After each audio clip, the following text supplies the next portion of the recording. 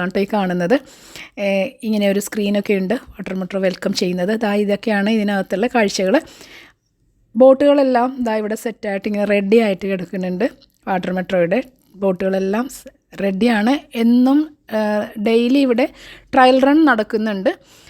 പക്ഷേ പോകാൻ പറ്റും എന്നുള്ളൊരു പ്രതീക്ഷയിലാണ് വന്നത്. പക്ഷേ നമുക്ക് പബ്ലിക്കിന് വേണ്ടിയിട്ട് അലൗ ചെയ്തിട്ടില്ല.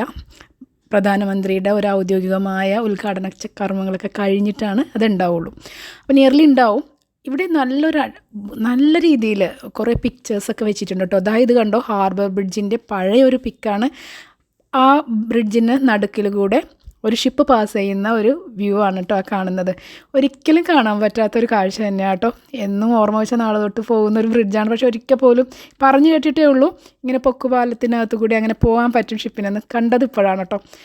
ഇത് നമ്മളുടെ പണ്ടത്തെ ജലഗതാഗതങ്ങളൊക്കെ നമ്മൾ ഉപയോഗിച്ചിരുന്നതിൻ്റെ കുറേ പിക്ചേഴ്സ് ഇവിടെ ഉണ്ട് കേട്ടോ. ശരിക്കും വളരെ മൂല്യമുള്ള പടങ്ങളൊക്കെയാണ് ഈ എടുത്ത് വെച്ചിട്ടുള്ളത്. എനിക്ക് ഒരുപാട് സന്തോഷം തോന്നി ഇതൊക്കെ കണ്ടപ്പോഴേക്കും. ഇത് മട്ടാഞ്ചേരി ബസാറാണ് കേട്ടോ ഈ കാണുന്നത്. പിന്നെ എറണാകുളം മാർക്കറ്റ്, ഇവിടങ്ങളിൽ എല്ലായിടത്തും ഉപയോഗിച്ചിരുന്നത് കണ്ടോ, ജലഗതാഗതമാണെന്ന് ഉപയോഗിച്ചിട്ടുള്ളത്. ട്രാഫിക് ബ്ലോക്കുകളില്ല, പിന്നെ പൊല്യൂഷൻ ഇല്ല.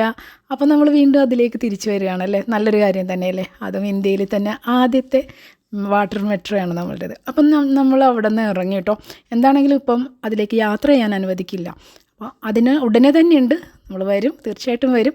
നമ്മളിവിടെ നിന്ന് തിരിച്ച് നടക്കുകയാണ്. കുറച്ച് വിഷമം തോന്നി പോകാൻ പറ്റാത്തതിൽ. പക്ഷേ അതിനകത്ത് കയറി ആ പടങ്ങളൊക്കെ കണ്ടു കഴിഞ്ഞപ്പോൾ ഭയങ്കര സന്തോഷം കേട്ടോ.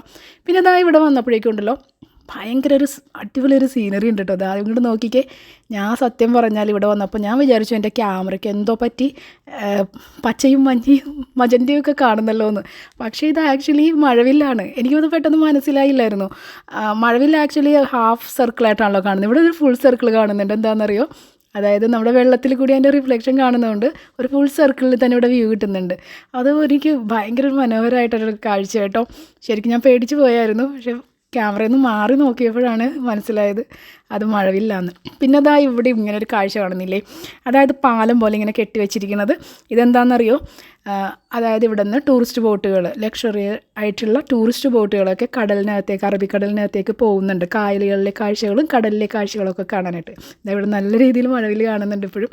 അപ്പോൾ ആ കാഴ്ചകളൊക്കെ കാണാൻ ബോട്ടുകൾ പോകുന്നതിന് ആ ബോട്ടിലേക്ക് എത്താൻ വേണ്ടിയിട്ടുള്ള പാലങ്ങളാണ് കേട്ടോ. ഇങ്ങനത്തെ പാലങ്ങളൊക്കെ ഒത്തിരി ഉണ്ട്. ഒരു ഷിപ്പ് അവിടെ നിന്ന് പാസ് ചെയ്യുന്നുണ്ട്. ഇതെന്നും ഇവിടുത്തെ ഒരു കാഴ്ചയാണ് കേട്ടോ, ഷിപ്പുകൾ ഇങ്ങനെ അങ്ങോട്ടും ഇങ്ങോട്ടും പാസ് ചെയ്യുന്ന ആ ഒരു കാഴ്ച. അപ്പോൾ ഈ പാലങ്ങൾ ഇങ്ങനെ കാണുന്നത് ഓരോ ബോട്ടുകളുടെയും ആണ് കേട്ടോ, ഓരോ പാലങ്ങളിവിടെ.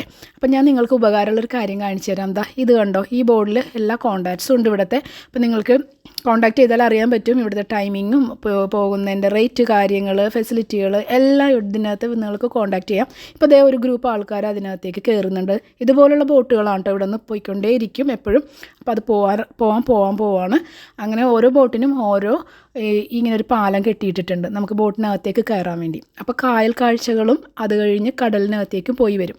ഞങ്ങൾ ചോദിച്ചപ്പോൾ അവർ പറഞ്ഞത് ഒരാൾക്ക് 750 രൂപ 3 മണിക്കൂർ. ഇതാണ് കേട്ടോ പാലത്തിൻ്റെ ആ ഒരു ക്ലോസ് വിഷ്വൽ.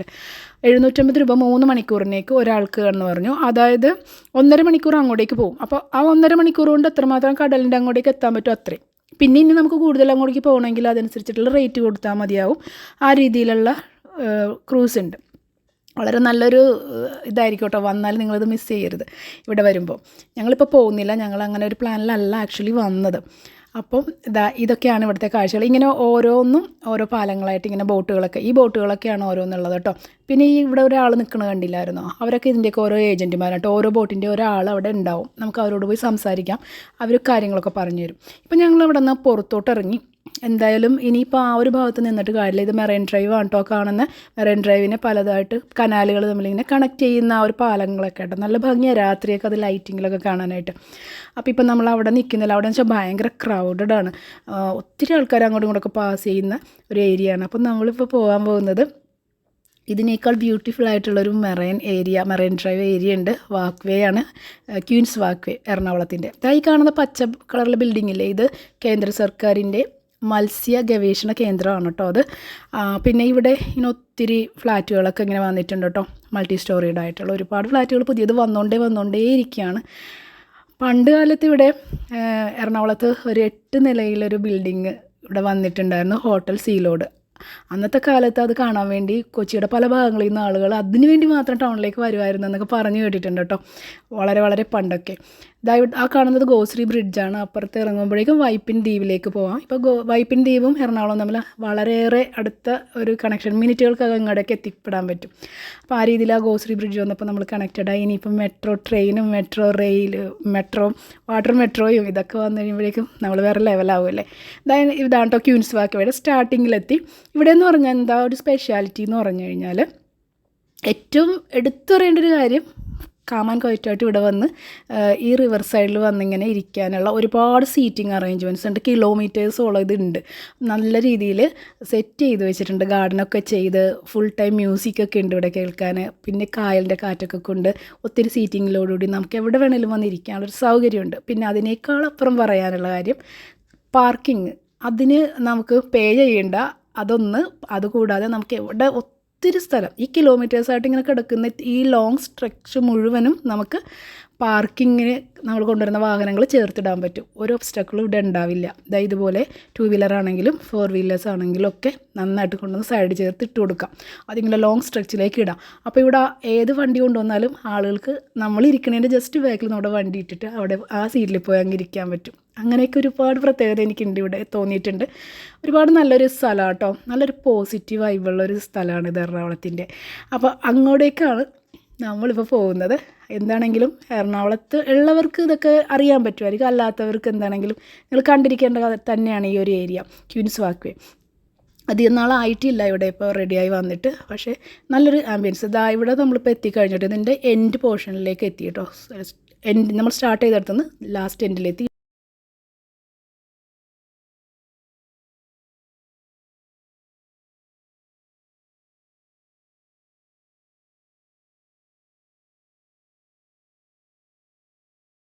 മറൈൻ ഡ്രൈവാണ്, വാക്ക് വേ ആണ്.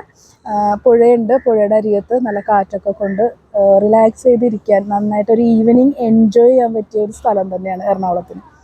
അത് കിലോമീറ്റേഴ്സ് ഉണ്ട് ഇതിൻ്റെ ലെങ്ത്തൊക്കെ ഉള്ളത്.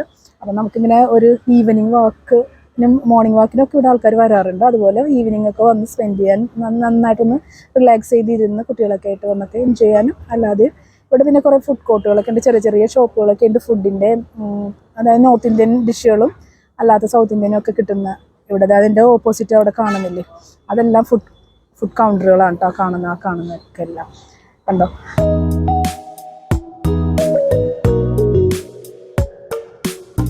അപ്പോൾ അങ്ങനെയുള്ളൊരു ഫെസിലിറ്റിയും കൂടി ഉണ്ട്. ചായ, കോഫി, പിന്നെ സ്നാക്സ്, ഐസ്ക്രീംസ്, അങ്ങനെയൊക്കെ ഉണ്ട്. നടക്കാനായിട്ട് നല്ല ഒരു വേയും ഉണ്ട്. അങ്ങനെ നന്നായിട്ട് ഒന്ന് റിലാക്സ് ചെയ്യാൻ. അപ്പോൾ എന്താണെങ്കിലും ഇവിടെ വന്നൊന്ന് ഈവനിങ് ഒന്ന് നന്നായിട്ടൊന്ന് എൻജോയ് ചെയ്തിട്ട് പോകാമെന്ന് വിചാരിച്ചു. ഇവിടെ വന്നിരുന്നാൽ നമുക്ക് തിരിച്ച് എഴുന്നേറ്റ് പോകാൻ തോന്നില്ല കേട്ടോ. കുറേ സമയം ഇവിടെ ഇങ്ങനെ ഇരിക്കും വന്നാൽ. നല്ല കാറ്റുണ്ട്. പിന്നെ ഈ പുഴയിലേക്ക് നോക്കിക്കൊണ്ട് ഇങ്ങനെ ഇവിടെ ഇരിക്കാനൊക്കെ നല്ല രസം. കുറച്ച് കഴിയുമ്പോഴത്തേക്കും ഇനി നടക്കാനും അങ്ങനെയൊക്കെ ഒരു നല്ലൊരു എൻജോയബിൾ ആയിട്ടുള്ള ഒരു വാക്ക് വേ ആണ് കേട്ടോ ഞങ്ങളുടെ ക്യൂൻസ് വാക്ക് വേ. അവിടെയാണ് ഇപ്പം ഞാനിപ്പോൾ ഉള്ളത്. അപ്പോൾ ഇവിടുത്തെ ഞാൻ കുറച്ച് കാര്യങ്ങളൊക്കെ ഞാൻ കാണിച്ചു തരാം. പിന്നെ ഫുഡ് എക്സ്പ്ലോർ ചെയ്യാനാണെങ്കിലും നല്ല നല്ല ചാട്ടുകളൊക്കെ ഉണ്ട്. ചാട്ടുകളൊക്കെ ഇഷ്ടപ്പെടുന്നവർക്ക് പാനിപ്പുരി, ബേൽപുരി, പിന്നെ മോമോസ്, അങ്ങനെയുള്ള കുറേ കാര്യങ്ങളൊക്കെ ഉണ്ട്. സൗത്ത് ഇന്ത്യൻ ഡിഷുകളൊക്കെ ഉണ്ട് കേട്ടോ. ജ്യൂസ്, സ്നാക്സ് ഒക്കെ ആയിട്ടുള്ള അങ്ങനെയൊക്കെ ഉണ്ട്. പിന്നെ കപ്പലണ്ടിക്കാരൊക്കെ ഉണ്ട്, ചായക്കാരുണ്ട്, കാപ്പിക്കാരുണ്ട്, എല്ലാം ഉണ്ട്. അതൊക്കെ നമുക്ക് എൻജോയ് ചെയ്യാം. പിന്നെ ഇവിടെ ഇങ്ങനെ ഫിഷിങ്ങിനൊക്കെ കുറച്ച് നെറ്റുകളൊക്കെ ഇട്ട് വെച്ചിട്ടുണ്ട് കേട്ടോ, ചീനവലകൾ.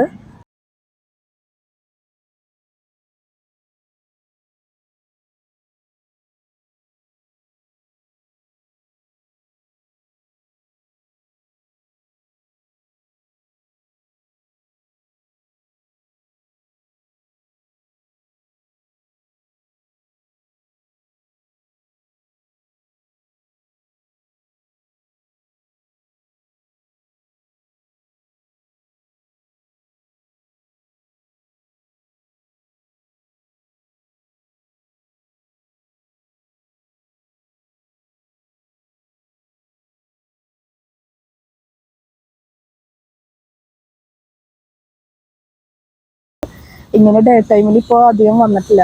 നന്നായിട്ടൊന്ന് ബ്രീത്ത് ചെയ്യാൻ പറ്റുന്നൊരു സ്ഥലം എന്ന് വേണമെങ്കിൽ പറയാം. മീൻ വളർത്തുന്ന സ്ഥലമുണ്ട് ഇവിടെ തന്നെ. അങ്ങനെയൊക്കെ കുറേ കാഴ്ചകളുണ്ട്. രാത്രിയാണെങ്കിലും സൺസെറ്റ് ടൈമാണെങ്കിലും ഒരുപോലെ ഭംഗിയുള്ളൊരു സ്ഥലമാട്ടോ ഇത്. ക്യൂൻസ് വാക്വേയിൽ എല്ലാവരും, എറണാകുളത്തുള്ള ഓൾമോസ്റ്റ് എല്ലാവരും തന്നെ ഇവിടെ വന്നിരിക്കാറുണ്ട്. അപ്പോൾ വാട്ടർ മെട്രോയൊക്കെ ഒന്ന് ലൈവായി തുടങ്ങുമ്പോഴേക്കും അതിൻ്റെ വിഷ്വൽസൊക്കെ ആയിട്ട് ഞാൻ വരുന്നുണ്ട്. അപ്പം നമുക്ക് ആ ഡീറ്റെയിൽ ആയിട്ടുള്ള അതിൻ്റെ കാഴ്ചകളൊക്കെ കാണാം. ഇപ്പം നമുക്ക് ഞങ്ങളുടെ എറണാകുളത്തെ വൈകുന്നേരങ്ങളിലേക്കുള്ള കാഴ്ചകളാണ് ഞാൻ നിങ്ങൾക്ക് കാണിച്ചു തരാമെന്ന് വിചാരിച്ചത്. ഇവിടുത്തെ വൈകുന്നേരങ്ങൾ ശരിക്കും ഇങ്ങനൊരു വാക്വേ ഉള്ളത് ഞങ്ങൾ എറണാകുളംകാർക്ക് ഒരു അനുഗ്രഹമാണ് കേട്ടോ. സിറ്റിയിലൊക്കെ നിന്ന് ഇങ്ങനെ കൺജസ്റ്റഡ് ആയിട്ടുള്ള ആളുകൾക്ക് ഇവിടെ വന്ന് ഒരു ഈവനിങ് ജോലി കഴിഞ്ഞിട്ടൊക്കെ വരുന്നവരാണെങ്കിൽ ഇവിടെ വന്നൊന്ന് സ്പെൻഡ് ചെയ്തിട്ടൊക്കെ പോകാനും പിന്നെ ഫാമിലി ആയിട്ടൊക്കെ വന്ന് എൻജോയ് ചെയ്ത് പോകാനൊക്കെ ഏറ്റവും നല്ലൊരു സ്ഥലമാണിത്. ആക്ച്വലി ഞാൻ സൺസെറ്റ് കിട്ടുന്ന ഒരു ഏരിയ ഉണ്ട് ഇവിടെ സൺസെറ്റ് കിട്ടുന്ന ഒരു ഏരിയ ഉണ്ട്. നമുക്കൊന്ന് അങ്ങോട്ടേക്ക് പോകാം. സണ്ണ് ഏകദേശം താഴത്തോട്ട് പോകാറായി. അപ്പോൾ കുറച്ച് ഇതിൻ്റെ നേരെ ഓപ്പോസിറ്റ് എൻഡ് ഉണ്ട്, 2 കിലോമീറ്ററോളം പോകേണ്ടി വരും. ആ എൻഡിലേക്ക് ചെന്ന് കഴിഞ്ഞാൽ മിക്കവാറും സൺസെറ്റ് കാണാൻ പറ്റും. അത് നല്ലൊരു ബ്യൂട്ടിഫുൾ ആയിട്ടുള്ളൊരു കാഴ്ചയുണ്ട്. അപ്പോൾ എന്തായാലും നമുക്കൊന്ന് അങ്ങോട്ടൊക്കെ പെട്ടെന്ന് പോയിട്ട് വരാം.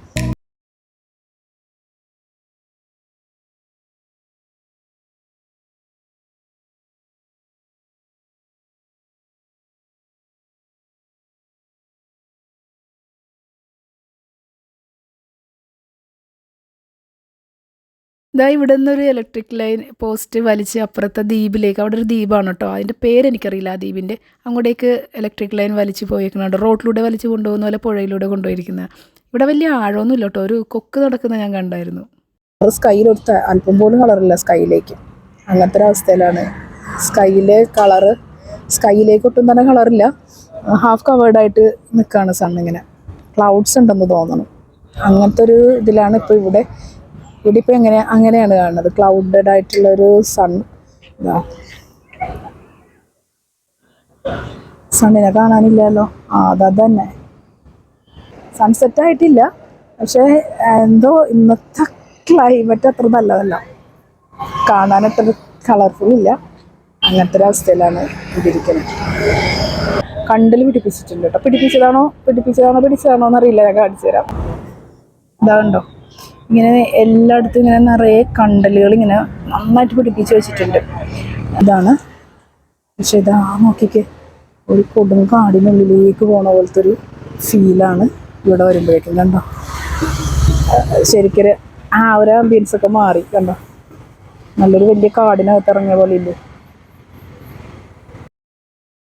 രാത്രി ഇതിലൊക്കെ ലൈറ്റൊക്കെ ഉണ്ട് കേട്ടോ, നല്ല രസമാണ്. ഇപ്പം ഇനി സീറ്റ് കിട്ടാത്തവർക്ക് ഇവിടെ ഇരിക്കാം. പിന്നെ അങ്ങനെ ഓരോ മരങ്ങളും ഓരോ ഗ്യാപ്പിൽ അങ്ങനെ പിടിപ്പിച്ചിട്ടുണ്ട്. പിന്നെ കുറച്ച് ചെടികളൊക്കെ പിടിപ്പിച്ചിട്ടുണ്ട്. പക്ഷെ ഇവിടെ എന്തുകൊണ്ടോ ക്ലീനിങ് ഒന്നും നല്ല രീതിക്ക് ഇപ്പോൾ നടക്കണില്ല. മുമ്പുണ്ടായിരുന്നു, നല്ല ക്ലീൻ ആയിട്ടായിരുന്നു ഇവിടെ വാക്കുകൾ കിടന്നിരുന്നത്. പക്ഷെ ഇപ്പോൾ അങ്ങനെയല്ല.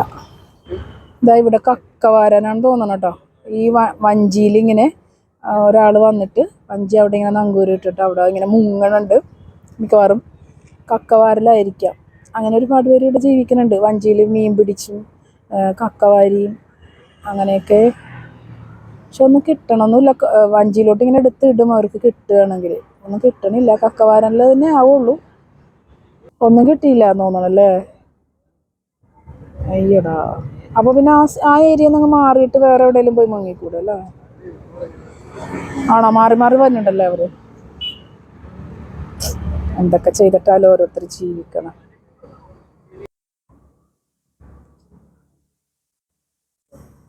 സൂര്യനെ കാണാനേ ഇല്ല, സ്കൈയിൽ കളർ മാത്രം കാണാനുള്ളൂ. ഇപ്പം തിരിക്കുകയാണ് തോന്നണം, റിവേഴ്സ് പോവാണ്. ഇവിടെ ചീനവലയിലൊക്കെ ആൾക്കാരുണ്ട് കേട്ടോ. അവരിങ്ങനെ വല ഇങ്ങനെ ഇട്ടുകൊണ്ടിരിക്കുക ചീനവലയിൽ. ഇതാ കണ്ടോ, അതാണ് ഈ കാക്കയും കൊക്കൊക്കെ ചീനവലയിൽ നിന്ന് പൊക്കിയെടുക്കുന്ന സമയത്ത് വന്ന് മീൻ പിടിക്കും. കിട്ടുന്ന മീനൊക്കെ അതുങ്ങൾ പെറുക്കിക്കൊണ്ടുപോകും. മനുഷ്യന്മാർ കഷ്ടപ്പെട്ട് വലിച്ചു പൊക്കിയെടുത്തിട്ട് അവർ വല ഇട്ടിട്ട് വെയിറ്റിങ്ങിലാണ്. ഇതൊക്കെയാണ് കേട്ടോ നമ്മുടെ വൈകുന്നേരത്തെ എറണാകുളത്തെ കാഴ്ചകളുടെ വൈബാണ് ഇത്. എങ്ങനെയുണ്ട് ഞങ്ങളുടെ എറണാകുളത്തെ ഈവനിങ്? നല്ല കാറ്റുണ്ട് കേട്ടോ ഇപ്പോൾ ഇവിടെ. നേരം ഇരുട്ടാൻ തുടങ്ങി ആക്ച്വലി. അപ്പം ഞങ്ങൾ ഇവിടെ നിന്ന് തിരിക്കുകയാണ്. ഇന്ത്യൻ കോഫി ഹൗസിൽ പോയിട്ടൊരു മസാല ദോശ അല്ലെങ്കിൽ അവിടുത്തെ ഒരു കട്ട്ലേറ്റ് കഴിക്കണമെന്നൊരാഗ്രഹമുണ്ട്. അപ്പോൾ അങ്ങോട്ടേക്ക് വെച്ച് പിടിക്കുകയാണ്. ഇവിടെ ഹൈക്കോർട്ടിൻ്റെ അടുത്ത് തന്നെ ഇന്ത്യൻ കോഫി ഹൗസ് ഉണ്ട്. അപ്പോൾ അവിടുത്തെ മസാല ദോശ സ്പെഷ്യലാണല്ലോ ഇതാ.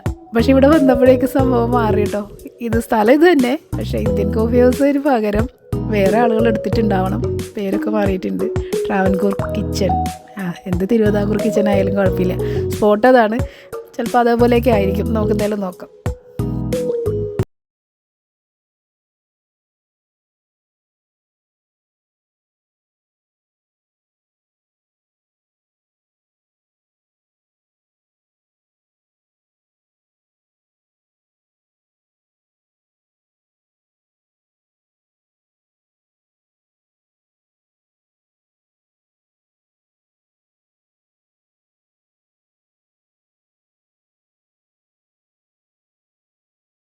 ഇതൊക്കെ സെർവ് ചെയ്യുന്നുണ്ട് കേട്ടോ.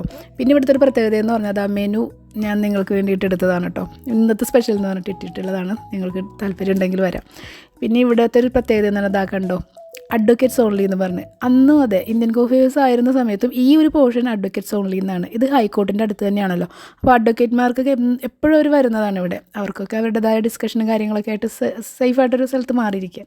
അപ്പോൾ നമ്മുടെ ഇന്ത്യൻ കോഫി ഹൗസിൽ മസാല ദോശയ്ക്ക് വരെ ഇവിടെ കിട്ടിയത് നമ്മളുടെ യെല്ലോ കളറിലെ മസാലയാണ് കേട്ടോ. പക്ഷേ ടേസ്റ്റ് ഉണ്ട്. അപ്പോൾ എന്താണെങ്കിലും പിന്നെ നല്ല വിശപ്പുണ്ട്. രണ്ടും കൂടിയാണ്. എന്നാലും അത് കിട്ടാത്തതിൻ്റെ ഒരു വിഷമമുണ്ട് കേട്ടോ. സാമ്പാറും ചട്ടണിയൊക്കെ നല്ലതാണ്, മസാലയും ടേസ്റ്റ് ഉണ്ട്. ഇനിയിപ്പോൾ കഴിച്ച് വയറൊക്കെ നിറഞ്ഞു പുറത്തേക്ക് ഇറങ്ങാം കേട്ടോ. ഇനിയിപ്പോൾ എന്താണെങ്കിലും വീട്ടിലേക്ക് പോവാണ്. ഇത് ആക്ച്വലി ഇന്ത്യൻ കോഫി ഹൗസാണ്. പേര് മാറ്റിയിട്ടുള്ളൂ, വേറൊന്നും മാറിയിട്ടില്ല.